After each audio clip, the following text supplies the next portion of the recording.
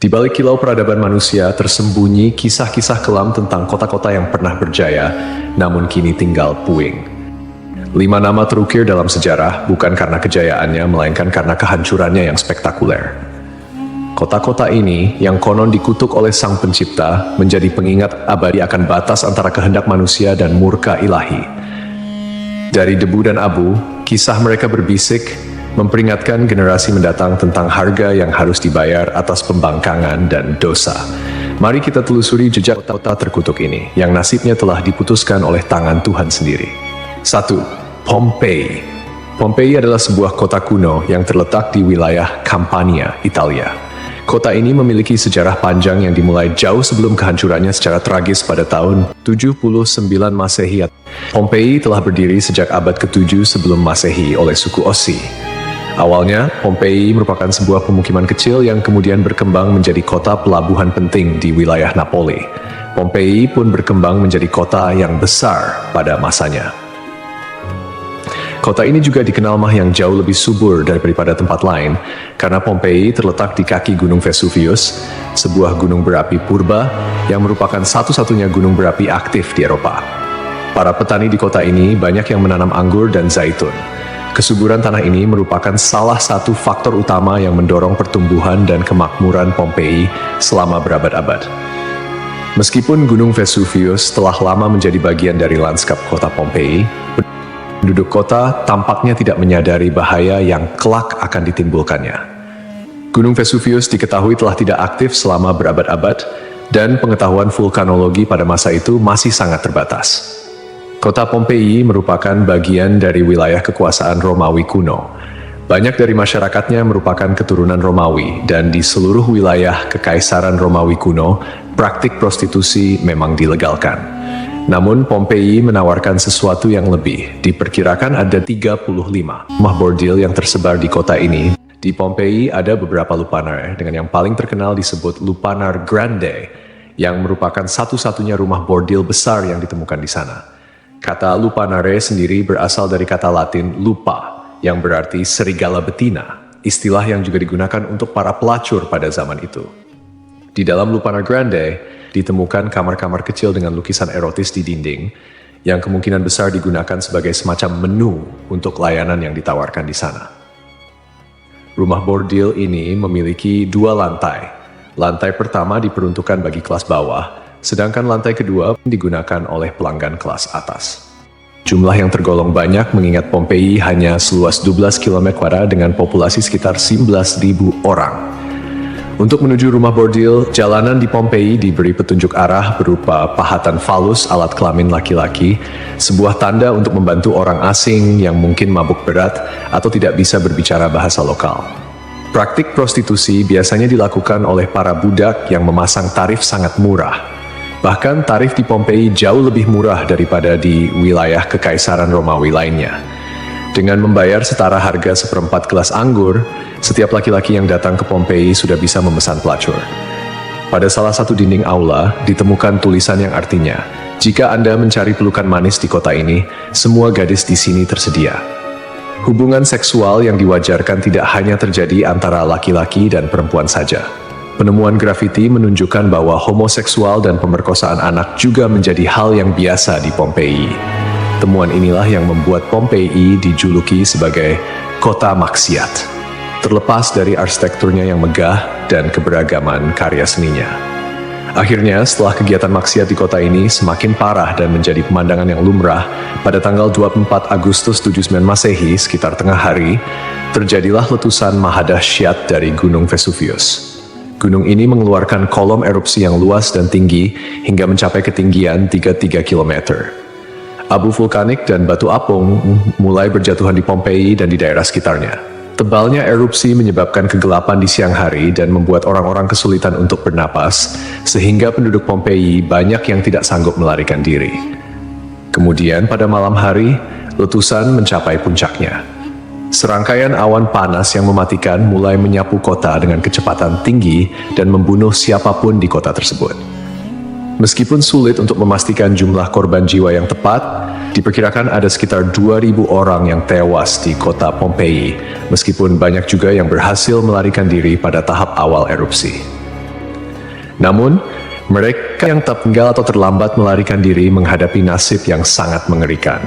Kota maksiat ini hancur lebur bersama 500 tahun. Setelah sekian lama, Pompei ditemukan kembali pada abad ke-14 dan penggalian yang dilakukan mengungkapkan banyak artefak serta mumi-mumi yang terkubur di bawah abu vulkanik.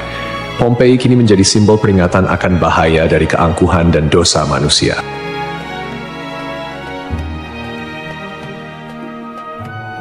Kisah Desa Legetang. Pada suatu hari di Desa Legetang, warga melihat banyak binatang liar berkeliaran di sekitar jalan desa. Binatang-binatang ini, seperti monyet, kera, babi hutan, dan lainnya, bukan berasal dari daerah tersebut. Setelah diselidiki, ternyata hewan-hewan ini berasal dari Gunung Pengamun-Amun, yang berada agak jauh dari Desa Legetang. Kejadian ini membuat warga khawatir dan mereka bermusyawarah untuk menyikapinya. Mereka menyimpulkan bahwa turunnya hewan-hewan dari gunung adalah pertanda akan terjadinya musibah besar.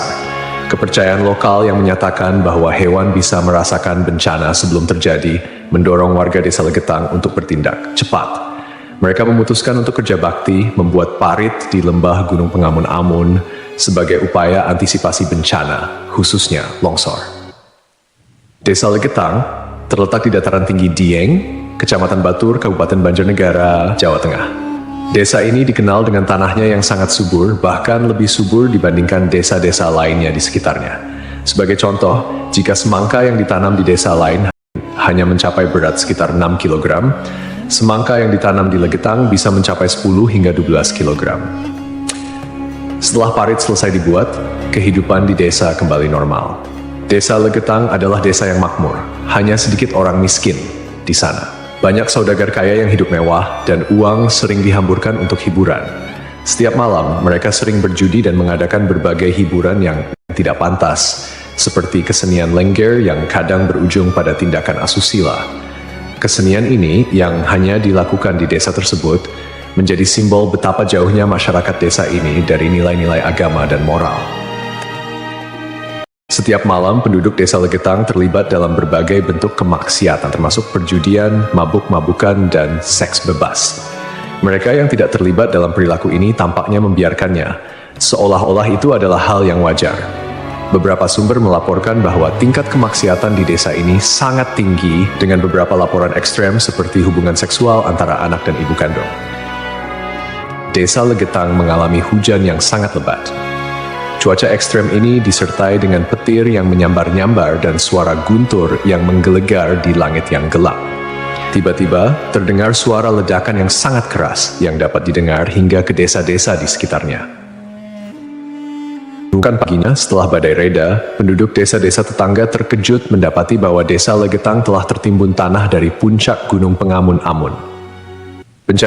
Tragedi ini menelan korban jiwa 351 orang, termasuk bayi dan balita. Hanya satu orang yang berhasil selamat, yaitu seorang pemuda bernama Suhuri yang sedang berada di luar desa saat kejadian. Secara logika, sulit untuk memahami bagaimana Desa Legetang bisa tertimpa longsoran dari puncak gunung yang jauh dan terpisah oleh lembah serta perkebunan. Penduduk desa telah membuat parit sebagai antisipasi terhadap longsor, tetapi bencana ini tampaknya melibatkan fenomena yang tidak bisa dijelaskan dengan mudah. Ada yang berpendapat bahwa kejadian ini adalah azab dari Allah, karena tidak dapat dipahami secara rasional. Ashabul Ras. Ashabul Ras adalah sebuah kaum yang hidup pada zaman dahulu. Kisah mereka disebutkan dalam Al-Quran sebagai salah satu kaum yang mendapat azab dari Allah Subhanahu wa Ta'ala. Nama Ashabul Ras secara harfiah berarti penghuni sumur atau pemilik sumur. Mereka tinggal di sebuah wilayah yang kini diperkirakan berada di antara Yamamah dan Hadramaut di Jazirah Arab.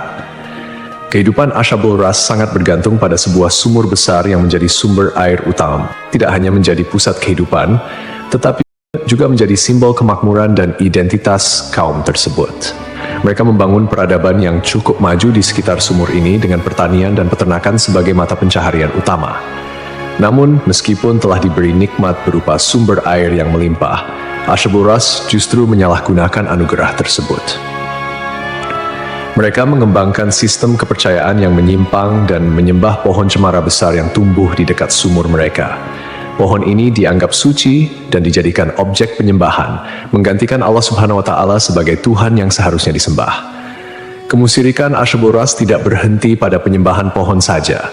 Mereka juga mengembangkan praktik-praktik yang bertentangan dengan ajaran Tauhid, seperti membuat patung-patung yang merepresentasikan dewa-dewa mereka, kemudian melakukan ritual dan persembahan kepada pohon cemara, serta menolak ajaran-ajaran monoteisme yang dibawa oleh para nabi dan rasul. Allah Subhanahu wa Ta'ala dalam rahmatnya yang tak terbatas tidak langsung menghukum Asyabul Ras. Sebaliknya, Allah Subhanahu wa Ta'ala mengutus seorang nabi kepada mereka untuk membimbing dan mengingatkan mereka akan jalan yang benar. Nabi yang diutus ini, menurut beberapa riwayat, adalah Nabi Syuaib, meskipun ada juga yang berpendapat bahwa ia adalah nabi yang lain yang namanya tidak disebutkan dalam Al-Quran. Nabi yang diutus kepada Asyabul Ras berusaha dengan gigih untuk mengajak kaumnya kembali ke jalan yang lurus. Ia menyampaikan risalah Tauhid, mengajak mereka untuk hanya menyembah Allah Subhanahu wa Ta'ala dan meninggalkan penyembahan terhadap pohon dan berhala. Nabi ini mengingatkan mereka akan nikmat-nikmat Allah Subhanahu wa Ta'ala yang telah diberikan, termasuk sumur yang menjadi berkah dalam kehidupan mereka. Namun, meski telah diingatkan, mereka tetap keras kepala dalam kekufuran dan kemusyrikan, bahkan mulai mengancam dan memusuhi Nabi yang diutus kepada mereka.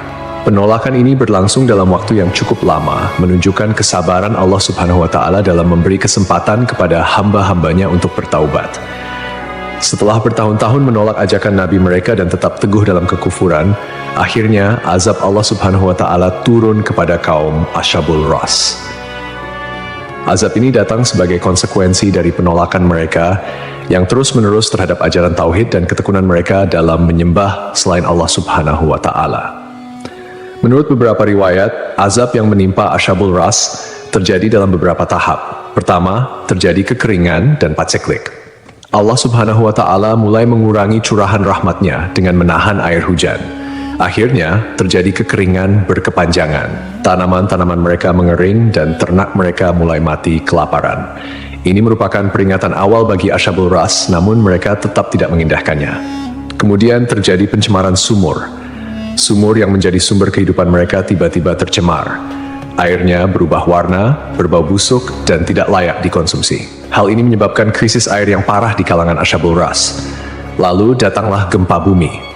Sebuah gempa dahsyat mengguncang wilayah tempat tinggal Asyabul Ras. Gempa ini menghancurkan bangunan-bangunan dan infrastruktur yang telah mereka bangun selama bertahun-tahun. Akhirnya, mereka pun binasa, meninggalkan kisah yang menjadi peringatan bagi generasi-generasi setelahnya tentang konsekuensi dari menolak petunjuk ilahi dan hidup dalam kemusyrikan.